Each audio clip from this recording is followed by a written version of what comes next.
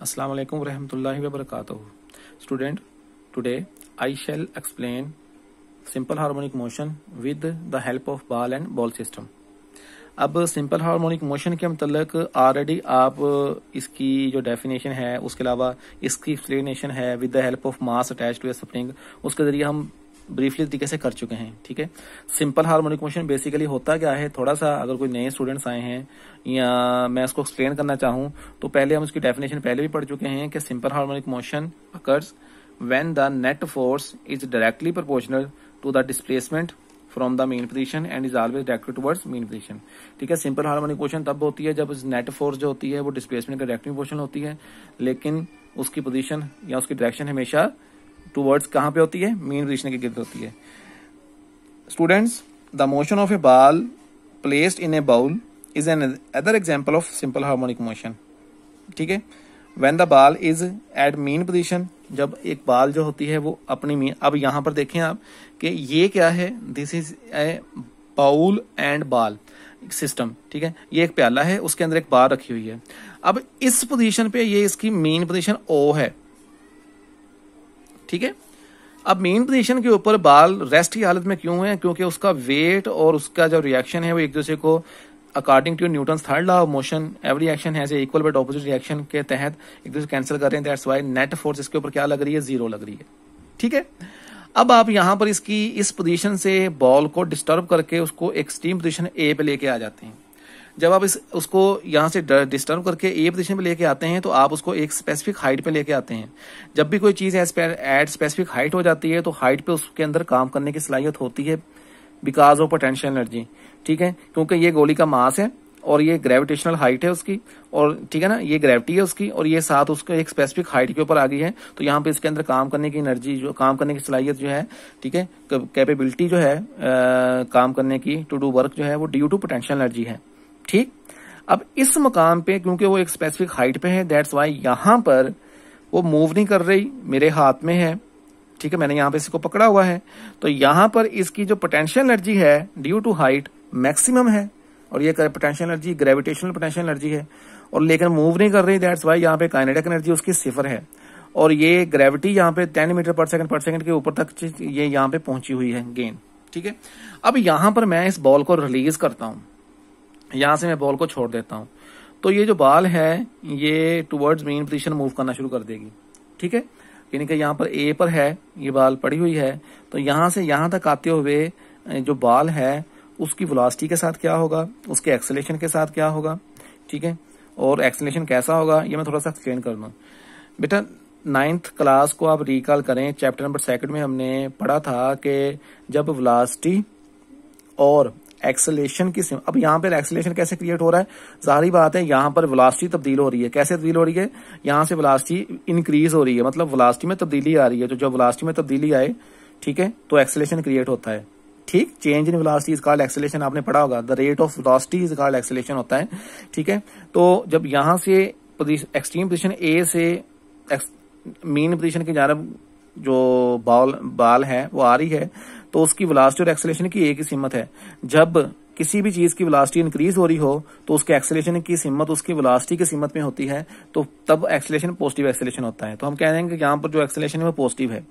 ठीक है, अब जैसे ही वो ऊपर से नीचे आ रही है तो उसकी वेलोसिटी भी में इजाफा हो रहा है।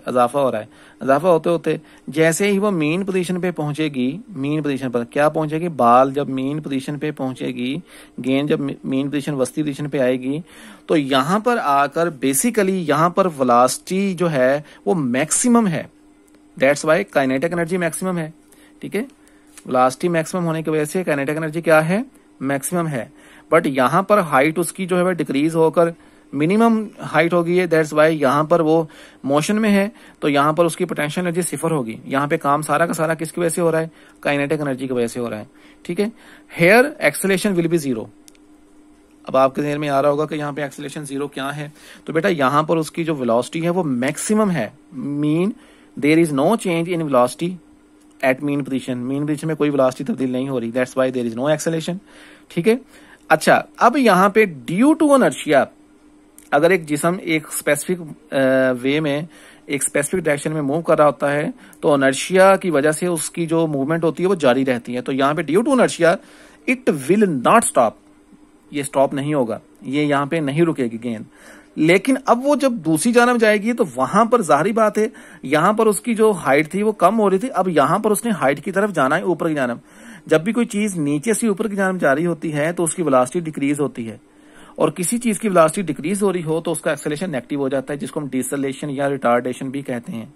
ठीक है, क्योंकि अब वेलोसिटी की सिमत जो है, वेलोसिटी की सिमत वो है ऊपर की जानब टुवर्ड्स बी, लेकिन क्योंकि उसकी स्पीड डिक्रीज हो रही है, दैट्स वाई जब किसी चीज की स्पीड या वेलोसिटी डिक्रीज हो रही हो तो एक्सेलरेशन और वेलोसिटी दोनों मुखालिफ सिमत में मूव करते हैं। जैसे हम व्हेन वी अप्लाई ब्रेक्स, जब हम ब्रेक्स को अप्लाई करते हैं तो एक्सेलरेशन और वेलोसिटी दोनों एक दूसरे के मुखालिफ सिमत में हो जाते हैं, जिसकी वजह से जो एक्सेलरेशन पैदा होता है वो रिटार्डेशन या नेगेटिव एक्सेलरेशन कहलाता है।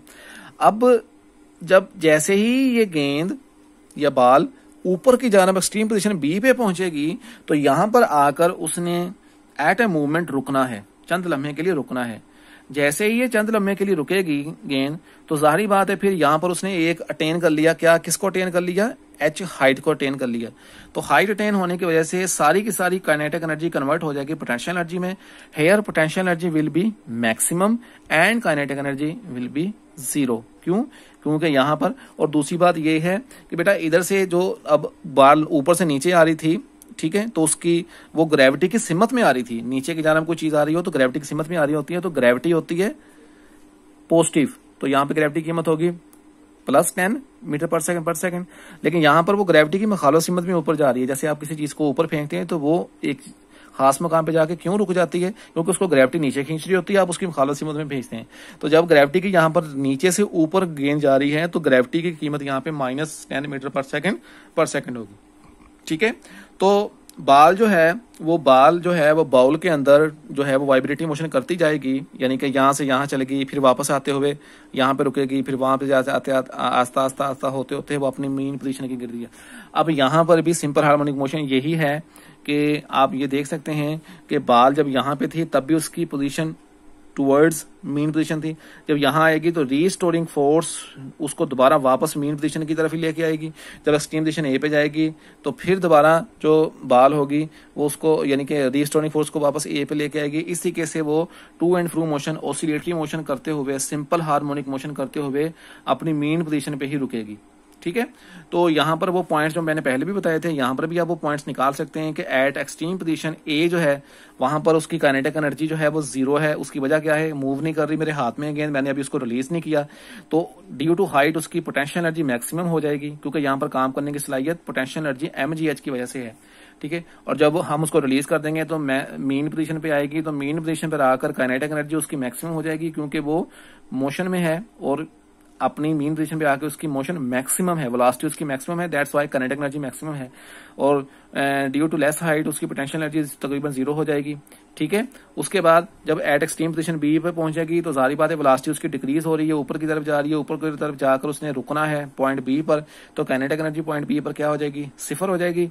ठीक है, और पोटेंशियल एनर्जी वहां पर मैक्सिमम हो जाएगी ड्यू टू इट्स हाइट। ठीक है, तो ये भी एक एग्जाम्पल है, फाइन एग्जाम्पल है किसकी, सिंपल हार्मोनिक मोशन की। आई होप आपको लेक्चर जो है वो अंडरस्टैंड हो गया होगा। अल्लाह हाफिज।